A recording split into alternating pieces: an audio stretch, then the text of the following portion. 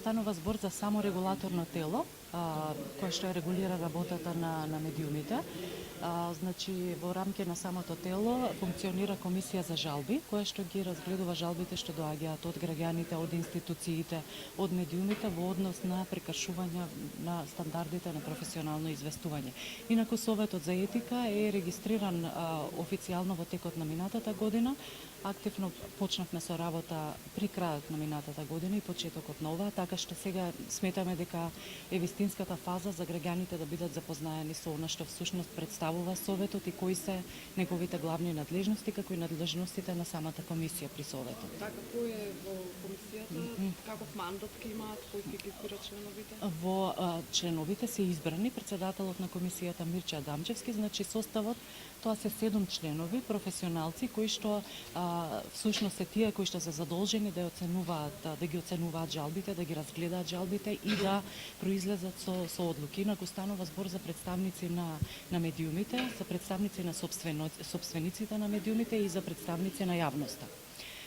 Тоа тело веќе функционира и е централно тело на Советот за етика во медиумите. Досега имаат пристигнато поголем број на жалби, што е навистина добро, морам да признам, во оваа фаза на работењето на Советот за етика, кој што е релативно ново само регулаторно тело, барем за во нашата држава. Инаку исти такви тела веќе подолго време функционираат и во регионот и во Европа. Да. Кои се тие искуствата на другите држави? Можат ли овие само регулаторни тела да помогнат за подобрување на квалитетот на информирањето?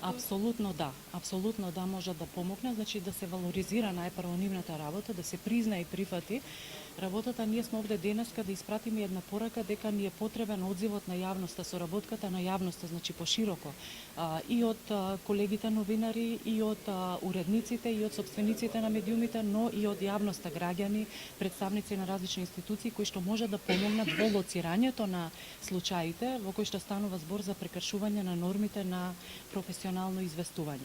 Инаку искуствата покажуваат дека кога се прифаќа таа улога на само регулаторното тело, тоа навистина добро функционира и помага и на медиумите да се и самите, значи да бидат само критични кон своето известување, да ја подобрат професионалноста, да се избегнат судските случаи. Значи, преку еден таков начин да се регулира работата на медиумите, наместо да се оди кон многу по ригорозни мерки. Значи, тоа што ние го имаме согледано како Совет за етика во Македонија, за етика во медиумите, од соработката и искуството со другите совети во регионот и во Европа, гледаме дека има навистина и слични ситуации работи кои што се карактеристични за некој друг општествен контекст, се карактеристични и за нашиот. И таа соработка, таа размена на информации навистина многу ни помага во одредувањето на правецот на дејствување. Воопшто и на Советот во целост и на самата комисија која што функционира, значи како што реков, како централно тело на самиот Совет за етика. Какви жалби се останале?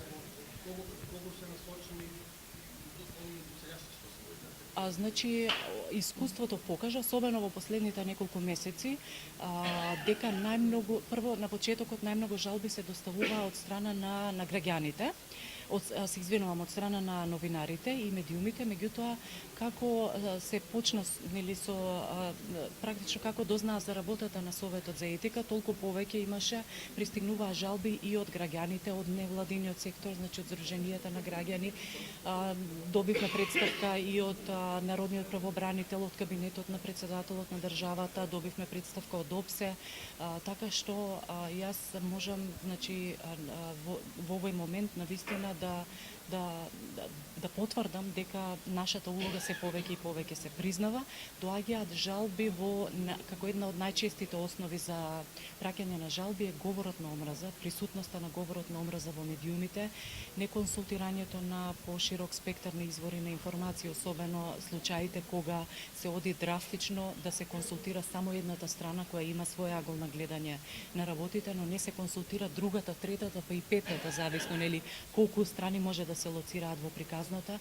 Имаме случаи во кои станува збор за дискриминација кон одредени групи, како на пример кон лица со различна сексуална ориентација, дискриминација по етничка основа, така што сите тие случаи се пријавуваат до Советот за етика, а ние истовремено ја користиме оваа можност да апелираме да се доставуваат колку што е можно повеќе представки со цел да придонесеме во подобрувањето на работата во медиумите. Кој е вашата улога, еве, во тие жалби? Што по тие жалби? Значи, еве јас ќе ви опишам како тече процесот. Значи, жалбите доаѓаат до извршната канцеларија на Советот за етика, каде што ги разгледуваме дали технички се исполнети условите за нивно разгледување од страна на комисијата.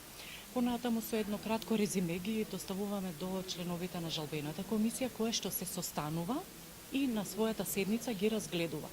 Тука комисијата за жалби може да одлучи дали ќе следува процес на медијација кој што е исклучително важна фаза во работењето на комисијата и воопшто на Советот, бидејќи во таа фаза, како што и покаже искуството, многу од случаите биле разрешени. Добар дел од случаите биле разрешени во смисла имало извинување од страна на медиумот, имало повлекување на написот кој што бил објавен, содржал, на пример, говор на омраза или навреда или некаква клевета. Значи, комисијата одлучува дали ќе следи таа фаза, како извршна канцеларија ја спроведуваме фазата на медијација меѓу двете засегнати страни и доколку тука се случи да има поволен исход во смисла на затварање на случајот, тогаш веќе како постапка се затвара и комисијата не постапува дополнително по неа, освен дека констатира дека е затворен случај. Значи, така тече тој процес, задоволни сме како тече и гледаме дека им се остава доволно простор и на медиумите кои што направиле грешка во своето известување и на граѓаните или тие кои што ја поднеле представката да научат нешто повеќе околу работата на медиумите, да бидат мотивирани за воиднина да доставуваат такви жалби доколку забележуваат случај или пак да сватат дека можеби во некој случај навистина не станува збор за прекршување на нормите и им требала можеби им требало малку време за да научат некои работи поврзани со новинарската професија. Значи, ви имате целосно властување да постапувате до крајот на целата поставка, така? Не треба никој друг надлежен орган. Значи, ние сме тело за саморегулација во медиумите. Тоа значи дека телото може да изрекува морални санкции. Во другите држави има примери кога, на пример, она што ќе биде донесено како одлука од страна на Советот, односно комисијата за жалби, да биде земено предвид и при судски постапки. Ако, на пример, има изречено морална санкција или има донесено одлука самата комисија, тоа да се земе предвид и во самиот судски случај.